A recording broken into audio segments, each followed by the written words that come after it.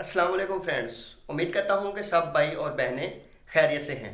तो फ्रेंड्स, आज की इस वीडियो में हम डिस्कस करेंगे identify your hacker in your life, कि अपनी लाइफ में उस हैकर को तलाश करें जिसने आपको हैक किया हुआ है, जिसने आपके दिमाग को हैक करके रखा हुआ है। वीडियो में डीप जाने से पहले अगर आप चैनल पर न्यू हैं तो चैनल को सब्सक्राइब कर लें और बेल आइकन को भी प्रेस कर लें ताकि मेरी हर न्यू वीडियो का नोटिफिकेशन सबसे पहले आपके सामने शो हो जाए। तो चलते हैं अपनी वीडियो की तरफ। तो फ्रेंड्स, अपनी लाइफ में सबसे पहले पॉन जैसे हैकर को आइडेंटिफाई करें कि किस तरह से इसने आपकी लाइफ को हैक किया हुआ है, आपकी पर्सनल लाइफ को हैक किया हुआ है, आपकी फैमिली लाइफ को हैक किया हुआ है। अगर आप मैरिड हैं तो आपकी मैरिड लाइफ को इसने हैक किया हुआ है। से फॉर एग्जांपल, अगर आपका मोबाइल हैक हो जाता है, आपका अकाउंट हैक हो जाता है, तो आप भाई लोगों के पास मरे मरे फिरते हो, यार मेरा मोबाइल हैक हो गया, मेरा लैपटॉप हैक हो गया, मेरा अकाउंट हैक हो गया, प्लीज़ मुझे कुछ बताओ जिसकी वजह से मैं इस हैकर से बच सकूं।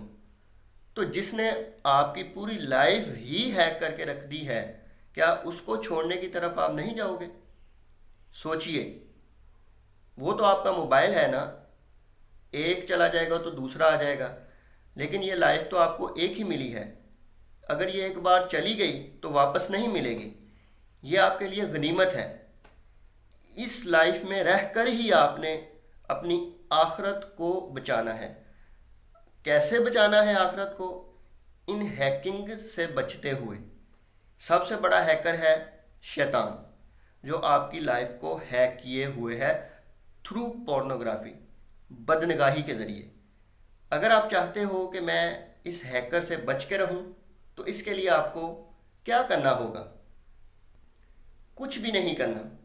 सारी गाइडेंस हमारे सामने मौजूद है इन द फॉर्म ऑफ इस्लामी तालीमात। इस्लामी तालीमात हमारे सामने मौजूद हैं, हमने सिर्फ उनको फॉलो करना है। जैसे ही हम उनको फॉलो करेंगे, हम हर तरह की लाइफ हैकिंग से बाहर आ जाएंगे। अल्लाह पाक कुरान पाक में फरमाते हैं, जिसका तर्जमा है कि ए लोगो, पूरे के पूरे इस्लाम में दाखिल हो जाओ। जैसे ही आप इस्लामी तालीमात को अपने ऊपर लागू करोगे तो आपकी लाइफ देखना कैसे बदलेगी। शैतान आपको कभी भी हैक नहीं कर सकेगा। तो उम्मीद है कि आपको काफ़ी मोटिवेशन मिली होगी। अगर आपको कोई कमेंट है तो नीचे कमेंट सेक्शन में जाकर कमेंट कीजिए। उम्मीद है कि मैं इंशाल्लाह आपको उसका लाजमी तौर पर जवाब दूंगा। मुझे इजाज़त दीजिए। अस्सलामु अलैकुम।